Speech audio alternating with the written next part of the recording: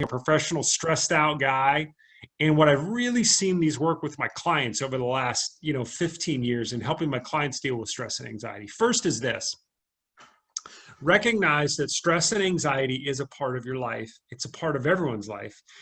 And know that you're not alone when you feel stressed and anxious. What's so interesting to me about this pandemic is I work with maybe 40 to 50 clients at any one time. And my clients will say this to me: CJ, I think I'm the only one going through this. I think everyone else seems to be dealing with it better than I am.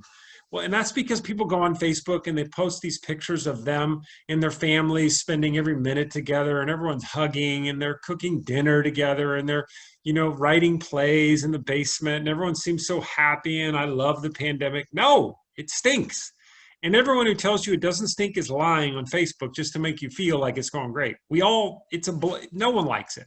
So enjoy, absorb this concept that we are all in this thing together. Just take it for what it is. And it stinks and we're all in it together. That's first. Second is this: from a stress and anxiety standpoint, uncertainty is here to stay. And that is hard for us to hear because we crave certainty. We want to know what's going to happen next week, next month, next year. And we crave this certainty. And what we have to recognize is that we are not going to be running into any time in the near future where we know exactly what is going to happen. And we've got to just get a little bit better with that uncertainty. Now, you'll notice I didn't say enjoy the uncertainty, because you don't. And I don't. I want to know when we're going to I want to know when I get in front of an audience again, right? I speak for a living. That's part of what I do to earn money. But it turns out people don't hire speakers in the middle of a pandemic. It's not what happens. And who knows when that's going to happen again. Now, I can get really uptight about it and read every news story and that sort of stuff, but I'm just going to say, all right, I'm uncertain. I'll find out what happens when it happens. Third, I'm going to teach you how the media industry works right now. This is bonus material for you. There are currently 777,000 different, that's a made-up number, outlets where you can get media information: television, internet, so on and so forth. And because there's so many, they're constantly competing with one another. And their fundamental business model is built around getting you to watch them and getting you to click on something. The only way you can do that, the only way they can get you to watch something, the only way they can get you to click on something, is by really making you mad or terrifying you. So today, the media, and again, I'm not criticizing the media because it's their business model, and I'm a capitalist. I understand what it is they're doing. But all they can do is show you things to scare you and show you things to make you mad. So here's my advice: turn off the television, turn off social media, stop paying attention to the news. Find 2 news sources that you trust. I like newspapers, you may have heard of those, and read them once or twice a day. Do not have your news on in the background all the time. It is designed to make you mad and to scare you. And guess what? They do an unbelievably good job of it.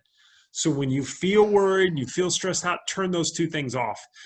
You'll feel like maybe you're missing out, but I promise the news isn't going to change that much every 15 minutes. Get those out of your life, because your brain constantly hears this terrifying news. It just makes you in a bad mood.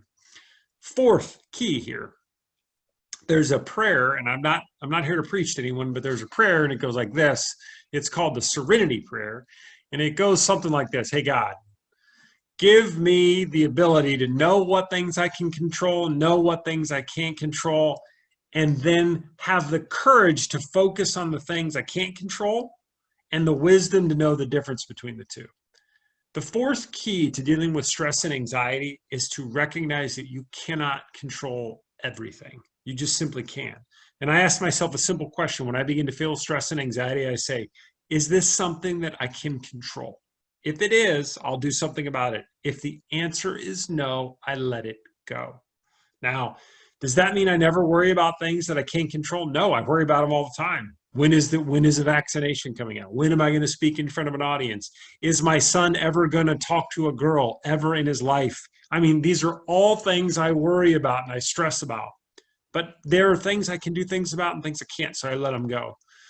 Next, the fifth key here is to, when you begin to feel stress and anxiety, which everyone on the call does, we feel stress and we feel anxiety.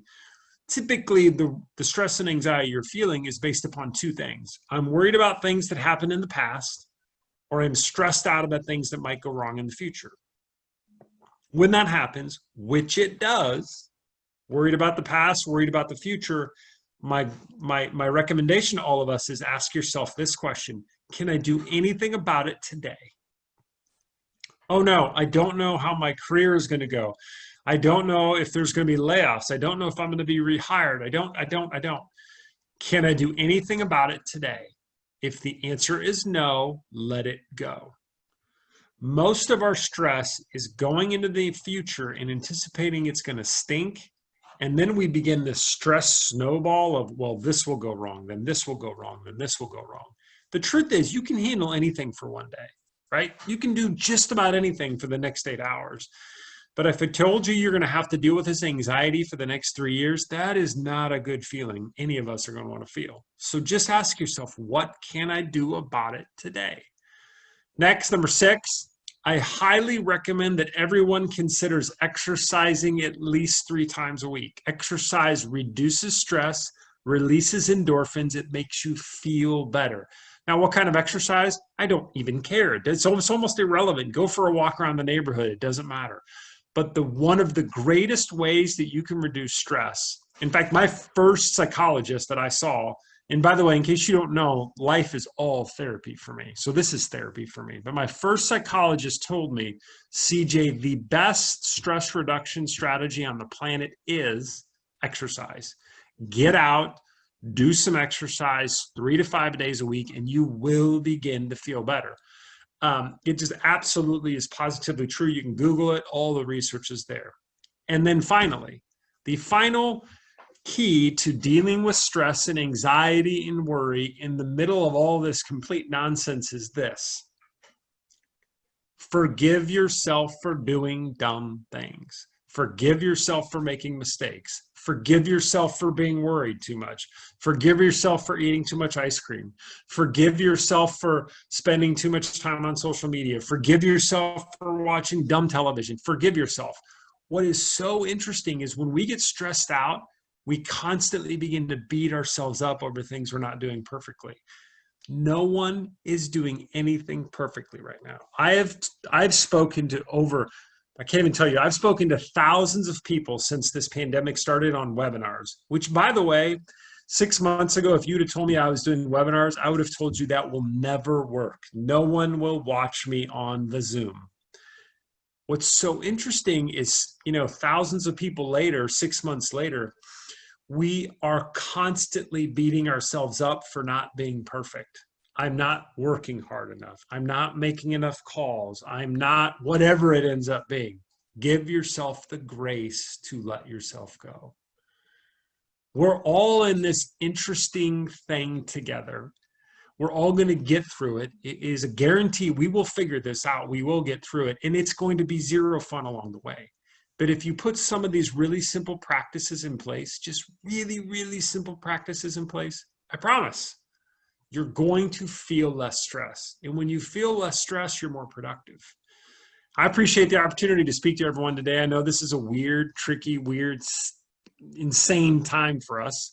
I appreciate the actually very good attitude I get every time I speak to anyone in MPI. I know I'm from the Indiana MPI chapter, and when I speak to us at that Indiana MPI chapter, it is a lot of very positive, interesting people who are all working together to figure things out. If anyone would like a copy of my book, send me an email. How about this? The first 5 people that send me an email, Kimber, I don't know if anyone's got my email. I'll send anyone who sends me an email with their address, I'll send you a signed copy of my new book. Thanks, everyone. I appreciate the opportunity, Kimber, to speak to the group today. Hey, CJ, I would just love to have that list that you just gave us. I will email it. Kimber, can I email it to you? Yeah. Like, give me a thumbs up. Okay. That'd be great.